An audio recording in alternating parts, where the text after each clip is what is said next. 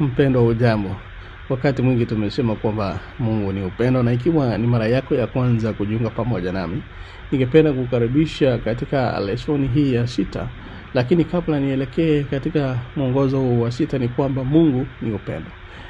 Na ndivyo inavyosema katika Yohana wa kwanza 4 mstari wa 8 na 16. Biblia nzima inadhibitisha ukweli huo. Imani ya Kikristo inajikita katika tabia ya Mungu ya upendo. Inamaanisha ni hapa, upendo ndio kiini cha Mungu ni nani, kiini cha kila kitu tunachokiamini, na inapaswa kuwa kiini cha kila kitu tunachokifanya. Kwa hiyo jinsi tunavyoelewa upendo huathiri ukamilifu wa imani na utendaji wetu. Inamaanisha nini? Ikiwa kwa mfano mtu anaamini kwamba upendo wa Mungu lazima ufanyike au ustahiliwe, mtu anaweza basi kufikiri kwamba Mungu hawapendi kwa sababu ni wenye dhambi na hawastahili. Kwa hivyo, na kuhusiana na wengine, mtu anaweza kutarajia wengine kustahili upendo kichocheo cha msiba. Yaani, hebu nikueleze. Leo tunazungumza kuhusu upendo wa Mungu wa haki. Na kabla nisome fungu kuu na kueleza kwamba katika mashariki ya karibu ya kale, miungu ya mataifa, yani gods, haikuwa tu vigeugeu. Haikuwa tu vigeugeu miovu au isiyotabirika. No. Bali pia iliamuru uovu kama kafara ya watoto na maovu mengineyo. Hivi ni mpendo ujambo. Wakati mwingi tumesema kwamba Mungu ni upendo, na ikiwa ni mara yako ya kwanza kujiunga pamoja nami, ningependa kukaribisha katika lesoni hii ya 6. Lakini kabla nielekee katika mwongozo wa 6 ni kwamba Mungu ni upendo. Na ndivyo inavyosema katika Yohana wa kwanza 4 mstari wa 8 na 16. Biblia nzima inadhibitisha ukweli huo. Imani ya Kikristo inajikita katika tabia ya Mungu ya upendo. Inamaanisha ni hapa, upendo ndio kiini cha Mungu ni nani, kiini cha kila kitu tunachokiamini, na inapaswa kuwa kiini cha kila kitu tunachokifanya. Kwa hiyo jinsi tunavyoelewa upendo huathiri ukamilifu wa imani na utendaji wetu. Inamaanisha nini? Ikiwa kwa mfano mtu anaamini kwamba upendo wa Mungu lazima ufanyike au ustahiliwe, mtu anaweza basi kufikiri kwamba Mungu hawapendi kwa sababu ni wenye dhambi na hawastahili. Kwa hivyo, na kuhusiana na wengine, mtu anaweza kutarajia wengine kustahili upendo kichocheo cha msiba. Yaani, hebu nikueleze. Leo tunazungumza kuhusu upendo wa Mungu wa haki. Na kabla nisome fungu kuu na kueleza kwamba katika mashariki ya karibu ya kale, miungu ya mataifa, yani gods, haikuwa tu vigeugeu. Haikuwa tu vigeugeu miovu au isiyotabirika. No. Bali pia iliamuru uovu kama kafara ya watoto na maovu mengineyo. Hivi ni somo letu kuu linatoka kitabu cha Yeremia 9 mstari wa 24, nayo Biblia tusome pamoja. Inasema kwamba lakini yeye ajisifuye na ajisifu kwa jambo hili, kwamba ananielewa na kunijua ya kuwa mimi ni Bwana nitendaye fadhili na haki katika dunia, kwa maana katika hayo nafurahia, asema Bwana. Mpendwa, I want to say that kitu cha kwanza, love is part of God's character. Hilo ndilo nimesema kwamba love is part of God's character. Nikupeleke moja kwa moja ili tuweze kuelewa ni yapi ambayo Mungu anataka tuyazungumzie kwa pamoja. Sehemu ya kwanza nizungumze pamoja nawe ni kwamba kuna maswali nataka tujiulize kwa pamoja. Je, upendo na haki vinapatana? That's the question, kwamba upendo na haki vinapatana. Okay, swali la pili. Haki ina kasoro gani bila upendo? Tuseme kwamba haki ina kasoro bila upendo. hiyo ni kasoro gani? Na swali la tatu ni kuuliza kwamba basi upendo nao una kasoro gani bila haki? Tunayoyaona hapa ni kwamba kuna maswali ya kujiuliza tunapoanza mwongozo huu pamoja, ili uelewe kwamba Mungu anaunganishaje vipengele hivi viwili, kwamba upendo na haki vinapatana. Je, ni haki basi kwa Mungu kumwadhibu mwenye dhambi? Ikiwa basi anazungumzia upendo na haki, ni haki kwake basi kumwadhibu mwenye dhambi? Na kama sivyo, si kwa haki basi kwake kufanya hivyo? Na je, Mungu anajuta kwa matendo yake ya haki au upendo?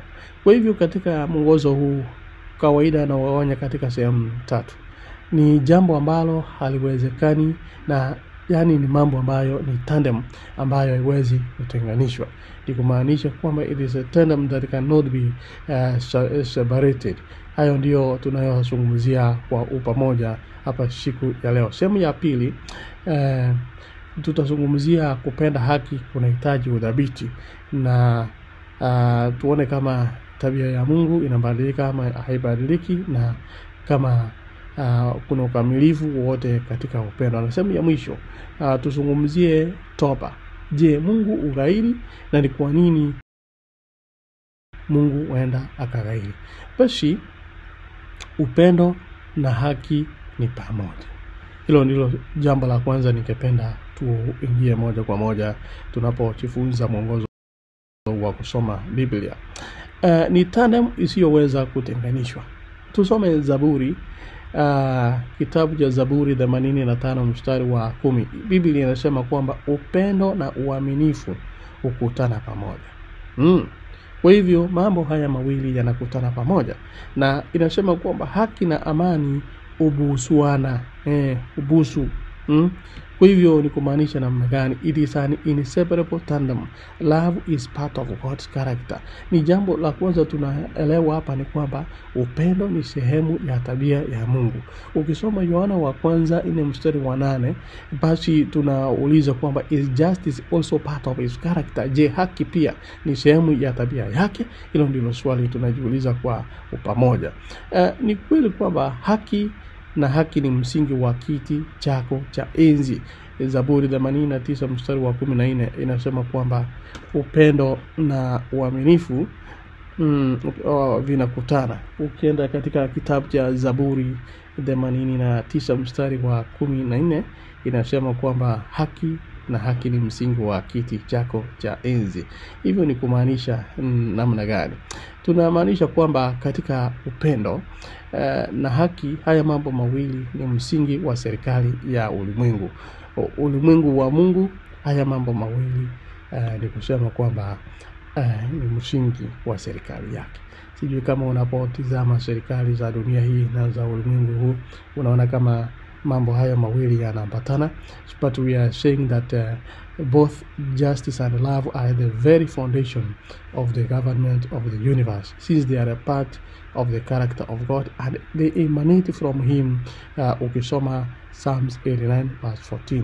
So nasema kwamba this is the reason why a large part of the messages given by God to the prophets include the denunciation of unjust situations. Na maanisha nini? Nasema kwamba ndiyo sababu sehemu kubwa ya ujumbe unaotolewa na Mungu kwa manabii ni pamoja na kukemea hali zisizo za haki ambazo watu walilazimika kurekebisha ili kuwa katika ushirika naye. So ni kusema kwamba in order to be in communion with God, lazima people had to rectify some situations ndiposa wawe moja kwa moja katika ushirika na Mungu. Kwa hivyo ni kusema namna gani? It is to say that this is love and justice is an inseparable tandem. Yani ni tandem isiyoweza kutenganishwa. Uende usome kitabu cha Mika 6 mstari wa 8. Amekuonyesha mwanadamu yaliyo mema, na Bwana anataka nini kwako? Kutenda kwa haki na kupenda rehema na kutembea kwa unyenyekevu na Mungu wako. Hilo ndilo jambo ambalo tunazungumzia katika hiyo sehemu ya kwanza. Ni Peleke katika sehemu ya pili, upendo wote, haki yote, all love, all justice. Ni kwamba God does not just ask us to do what is right and show love. Mungu atuulizi ama atuombi tu tufanye yaliyo sawa na tuonyeshe upendo. Yeye daima na wakati wote anatuonyesha sifa hizi mbili. Mungu tu daima hufanya kile chenye upendo na haki. Unamaanisha namna gani? Yeye kila wakati, all times, he exemplifies those traits. Kwa hivyo Mungu, God only and always does what is loving. Yani Mungu kila wakati, jambo ambalo analifanya pekee na kila wakati ni yale ambayo ni kupenda, yaliyo mema na ya haki. Kwa hivyo upendo, haki na haki. Biblia inatangaza kwamba Mungu hutenda haki kila asubuhi. Soma Zefania mstari wa 5, Zefania 3. Inasema that God acts justly every morning. Kila asubuhi Mungu hutenda yaliyo mema, yaliyo ya haki. Kwa hivyo Mungu anajua kile ambacho ni bora kwa kila mtu, na anataka kile ambacho ni bora kwa kila mtu, na anaendelea kufanya kazi ili kukifanikisha. Wakati mwingine we can know what is best for everyone, but the question is, do we always want to do what is best for everyone, and do we continually work to achieve it vile Mungu ambavyo anafanya? Hilo ndilo swali labda ungejiuliza. Wakati mwingine angalia, Mungu ana mamlaka yote, ana nguvu zote, lakini licha ya hayo na licha ya kuwa hakuna mtu juu yake anayeweza kuhukumu matendo yake. Unajua wakati mwingine, when there is something above you who can judge your actions, you tend to unaanza kufanya visivyo. Kwa hivyo yeye Mungu, hata kama hakuna yeyote juu yake ambaye anaweza kuhukumu matendo yake, licha ya kuwa na haki ya kutenda anavyotaka. Wakati mwingine watu wanafikiria kana kwamba labda kuna kitu kinamzuia. Hebu jifikirie katika nafsi yako. If there is nobody above you who can judge your actions, you have a right to do as you wish. Hiyo utakufanya utende namna gani? Lakini Mungu yeye, licha hayo, kamwe afanyi chochote kinyume na haki. He never does anything that is contrary to justice. He never does anything wrong, nor does he induce anyone to do anything wrong. Katika kitabu cha Yakobo 1 mstari wa 13 na Zaburi 5 mstari wa 4 unayapata hayo kwamba yeye afanyi chochote kibaya, na hata msawishi ama hamshawishi mtu yeyote kufanya chochote kibaya. Kwa hivyo mpendwa, nataka kutamatisha hiyo sehemu nikisema kwamba ingawa daima anatafuta haki, akosei kuwa mwenye upendo. Kwa hiyo ndio maana unamuona when Moses asked to see God's glory, Mungu alisema kwamba kitabu cha Exodus 33 verse 18 and 19, akasema, I will cause all my goodness to pass in front of you. I will have mercy. I will have compassion. Hayo ndiyo Mungu aliyasema wakati ambapo Musa anapomuomba kuona utukufu wa Mungu, na Mungu anamjibu hivyo. Nizungumzie jambo lingine, sehemu ya 3, ni kwamba kupenda haki kunahitaji udhabiti. Unamaanisha namna gani mtangazaji? The immutable character of God. Je, Mungu hubadilika? Tabia yake hubadilika? I want to take you to the book of Malachi chapter 3 verse 6.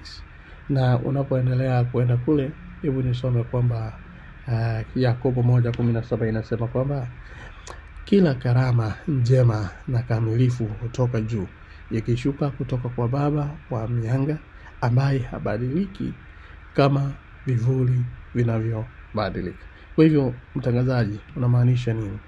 Unasema kwamba Mungu habadiliki kauli hii ya kategoria lazima ieleweke kumaanisha kwamba tabia ya Mungu haiwezi kubadilika. So this is a categorical statement which must be understood to mean that God's character is unchangeable. Kwa sababu kama yeye ni upendo, kila wakati lazima afanye kwa upendo. Na tunasema kama ni mwenye haki, he must always act in justice. Afanye kwa haki. Tunapomtazama Abraham anaongea na Mungu, Ibrahimu anaongea na Mungu kule Sodoma, na katika mazungumzo yake Mungu yuko tayari kufanya mabadiliko ikiwa tu katika matendo yake, maadamu hayabadilishi kiini chake yeye mwenyewe kwa upendo wa haki. Labda katika lugha ya Kiingereza nikisema ungenielewa vizuri kwamba God is willing to make changes in his actions as long as these do not modify his own essence of love and justice. Kwa hivyo wakati mwingine tunapata ugumu fulani kumuelewa na kuelewa tabia hii ya Mungu ambayo haibadiliki, because of our tendency to change our feelings. Kwa sababu sisi wenyewe mara nyingi tabia yetu ya kubadilisha hisia zetu. Tunasema kwamba leo sisi ni waaminifu, kesho sisi si waaminifu. Leo tunapenda kwa bidii, today we are faithful. Leo tuna amini kitu fulani, kesho hatuamini. Kwa hivyo ni kwa nini? Leo tunasema today we promise to always tell the truth and tomorrow we shamelessly lie. So lakini Mungu tunajua hayuko hivyo. That's why unasoma kwamba 2 Timothy chapter 2 verse 13 kwamba he is always faithful, always loving in Jeremiah 31 verse 3, na is always true. Tito 1 mstari wa 2 is always true, na umalize na Waebrania 6:17 na muona kwamba yeye ni mwaminifu kila wakati, upenda daima, na daima ni mkweli na habadiliki. Kwa hivyo tabia ya Mungu haibadiliki. Ni nini basi kubadilika? Kauli yake kubadilika kwa nini? Inaeleweka kwa sababu that God is willing to change his action. Yala atakayoyatenda huenda akayabadilisha ikiwa tutaungama na tuseme kwamba tunataka kubadili tabia zetu kwa wema. Kwa hivyo Mungu habadiliki, lakini yale ambayo angeyatenda kwa sababu ya matendo yetu atayabadilisha ili atende kulingana na haki ile ya kuokoa binadamu. Nataka kutamatisha, nisungumuze mambo mawili nitamatisha. The perfection of love, divine love and justice, yani ukamilifu wa upendo wa kimungu na haki. Tunasoma kile kitabu tulisoma Kumbukumbu la Torati 32 mstari wa 4 kwamba yeye ni mwamba, kazi zake ni kamilifu na njia zake zote ni za haki. Mungu mwaminifu ambaye hafanyi uovu, mnyofu na mwenye haki. Kwa hivyo kuna mambo nimeyazungumzia hapa. The perfection of God's love, yani ukamilifu wa upendo wa Mungu, unathibitishwa wazi katika tendo la kutoa maisha yake ili kutuokoa kutoka kwa dhambi. When you read Romans chapter 5 verses 8, the act of offering his life ili afanye nini? To rescue us from sin. So the same act inaonyeshwa hapa. The perfection inaonyesha the perfection of his justice. If you go to the book of Romans chapter 3 verses 25 and 26, unaona kwamba kitendo hiki pia kinatuonyesha ukamilifu wa haki yake. Lakini kuna tofauti na upendo wetu. Unlike our love, tofauti na upendo wetu, Mungu he constantly continues to impart his perfect love even to those who do not love him. Yani namaanisha nini? Hebu niseme kwa Kiswahili ili unielewe kwamba upendo wa Mungu unazidi matarajio yoyote ya busara. Kwamba Mungu anaendelea kutoa upendo wake kamili kila wakati, hata kwa wale ambao hawampendi na hawastahili kupokea faida zake. Hebu fikiria kwamba there is somebody who was not worthy of receiving your benefits or the benefits of your love, ungemuonyesha. Kwa hivyo upendo wa Mungu, it exceeds any reasonable expectation, but it never nullifies or contravenes justice. Hebu niseme hivi, upendo wa Mungu unazidi matarajio yoyote ya busara, lakini kamwe haupatilishi au kukiuka haki. Anatualika kutenda kama yeye, maana anasema katika Hosea 12:6 kwamba shikilia upendo na haki. Kwa hivyo ni kumaanisha kwamba when God finally establishes justice in this world and out of love eradicate evil from the universe, every creature, kila kiumbe wakati huo will praise God's perfect justice and perfect love.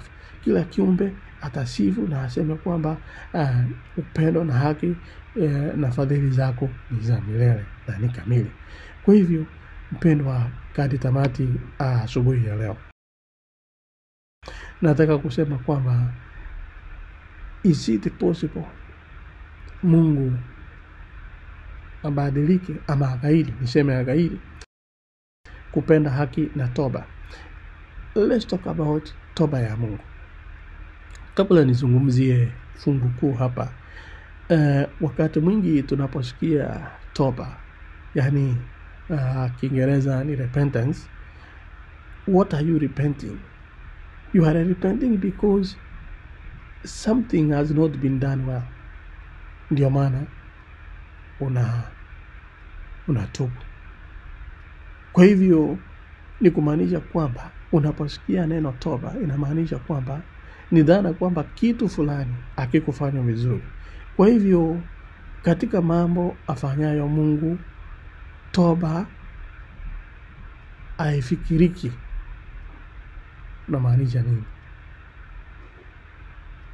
Repentance in God is unthinkable, kwamba Mungu akatubu. Can you imagine kwamba Mungu anatubu? Hebu nisome fungu kuu kwamba Hesabu 23:19, Numbers 23:19, na uende usome 1 Samuel 15:29 ukipata wakati, lakini hebu nisome. Inasema kwamba Mungu si mwanadamu aseme uongo, si mwanadamu abadili nia zake. Je, anasema kisha hatendi? Je, anaahidi na hatimizi? Hayo ni maneno yanayotoka katika kitabu cha Hesabu 23. Anamaanisha nini hapa? Maandiko kadhaa ya Biblia yametuonyesha kwamba juu ya toba ya Mungu. Kwa mfano tukisoma Mwanzo 6:6, do you remember wakati wa Noah? There are several inaonyesha kwamba God repented. Kwa hivyo inamaanisha nini? Does it mean that God backs down from his plans for our good? No. He does not back down from his plans for our good. That is why his promises are always trustworthy. Kwa hivyo uweze kusema kwamba Mungu alighairi na akarudi nyuma na mipango yake. No. Mpendwa, hapa tunachokisoma ni kwamba Mungu hatawahi kurudi nyuma katika mipango yake ile aliyonayo kwetu kwa sababu ya faida zetu. Ndio sababu ahadi zake ni za kuaminika kila wakati. Ukisoma 2 Corinthians chapter 1:20 utayaona hayo. Lakini nataka kusema kwamba kwa Kiingereza niseme hivi, he is willing to repent of withdrawing his protection. Unielewe vizuri. He is willing to repent. Yuko tayari kutubu, kuondoa ulinzi wake na kukataa adhabu yetu kwa mujibu wa toba yetu. Hapo ndipo nitaka ieleweke vyema, kwa sababu ni nini kinamfanya Mungu aghairi? Ni kumaanisha kwamba amebadili mawazo yake? La hasha. Si vile. It is because of our repentance. Tumeungama, tukatengeneza uhusiano pamoja naye. Na kwa sababu yeye ni upendo, basi atafanya namna gani? Ataghairi. Ni kumaanisha kwamba he is willing to repent of withdrawing his protection and decline our punishment. But remember, this is all in response to our repentance. unamaanisha nini? Ukisoma kitabu cha Yona, nikukumbushe kule Yona 3:10 na kitabu cha Kutoka Exodus 32:14, yatakuonyesha kwamba God is able, is willing to withdraw his protection and decline our punishment in response to our repentance. Therefore, mpendwa, ninapotamatisha, God suspends his judgment in response to repentance precisely because his character is good, is just, is loving and merciful. Usije ukasema kana kwamba basi Mungu alisema hivi ya kufanya.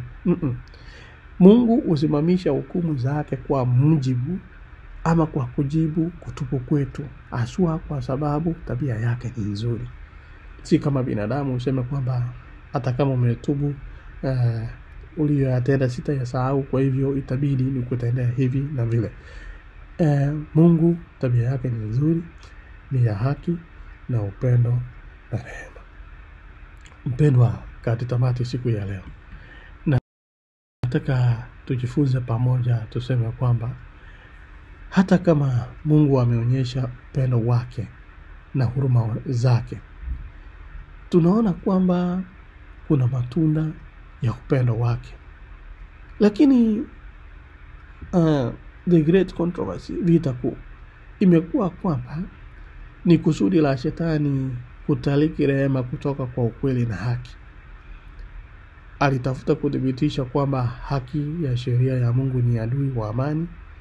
Lakini vile vile tujue kwamba the Desire of Ages inasema kwamba Kristo ametuonyesha kwamba katika mpango wa Mungu wameunganishwa pamoja. Moja haiwezi kuwepo bila nyingine. Kwa hivyo kuna rehema na kweli ambazo zimekutana pamoja. Kulingana na ile Zaburi tulisoma 85:10, na haki na amani vimebushana.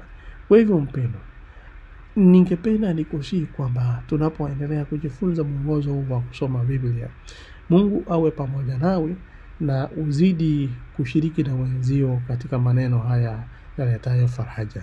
Hebu niombe pamoja nawe. Mungu na Baba yetu, asante kwa wema na fadhili zako. Hakika tumeona kwamba upendo wako na haki zimekutana pamoja, na ni kwamba toba yako inakuja kwa sababu tumefanya vema ama kutubu, na vile vile tukaghairi kwa yale mabaya ambayo tulikuwa tunaenda kuyatenda, tukarudi kwako. Hebu ongea pamoja nasi, utuandae kwa ajili ya ufalme wako. Usa yule msikilizaji na mtazamaji wa siku ya leo, na tunapoendelea kujifunza maneno haya, yawe ni kiini cha msingi wetu wa kuungama na kurejea kwako. Asante kwa sababu hata kabla tukupende ulitupenda kwanza. Kuwa pamoja nasi na utuonee huruma na utuonee upendo, na yaliyo mapenzi yako ukayatimishe kwetu, na haswa uhusiano wetu nawe uwe karibu. Katika jina la Yesu tumeomba, amina.